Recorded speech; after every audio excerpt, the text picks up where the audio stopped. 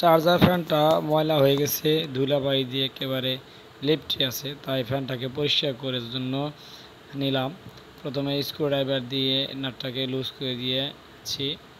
এবার মোটামুটি লুজ হয়ে গেছে, খুলে আসবে। ব্যারলটাকে ছাড়িয়ে নেই।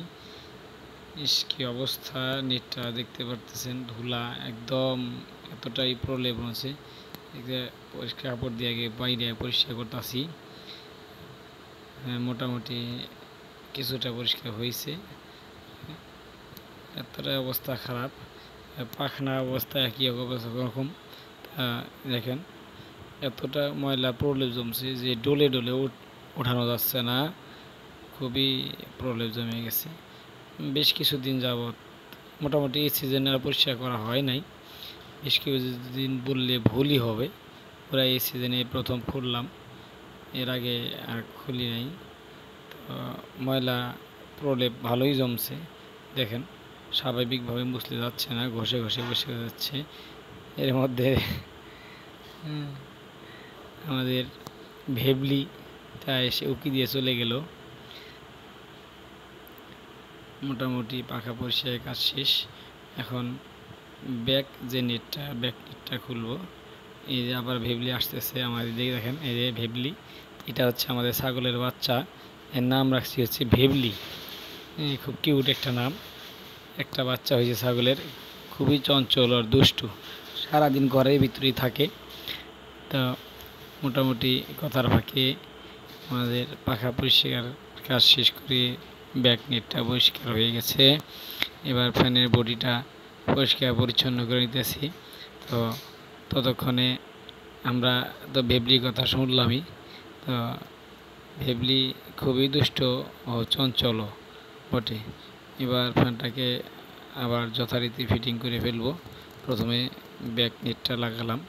ব্যাক নেটটাকে সিকিউর করার জন্য যে থ্রেডটা আছে, থ্রেডটা একটু পরিষ্কার করে নিচ্ছি। থ্রেডটাকে পরিষ্কার করে নিয়ে এবার থ্রেডটাকে আটকে দিয়ে ব্যাগটাকে সিকিউর করে দেব। মোটামুটি টাইট ফিটিংয়ের কাজ চলছে, বাস হ্যান্ড টাইট, বেশি টাইট দিলে আবার প্যাচটা কেটে যাবে। এবারে পাখাটাকে সেট করে ফেলবো। পাখাটার একটা গ্রুপ আছে, গ্রুপটার মধ্যে মিলিয়ে নিচ্ছি। মোটামুটি মিলে গেছে। এবার পাখা টাইট দেওয়ার কাজ, পাখাটাকে টাইট দিয়ে নিলাম। এর চেয়ে অতিরিক্ত চাপ দেওয়া যায় না। কাজ কমপ্লিট, দেখতেছেন, টেস্ট করতেছি। এবার যে ব্যারেলটা আছে, ব্যারেলটাকে একটু পরিষ্কার করে দিচ্ছি। এবার সম্পূর্ণ ফিনিশিংয়ের কাজ।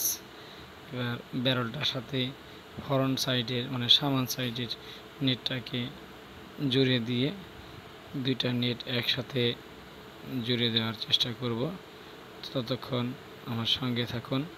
আপনাদের সকলকে ধন্যবাদ আমার সাথে থেকে ভিডিওটা দেখার জন্য। সে সাথে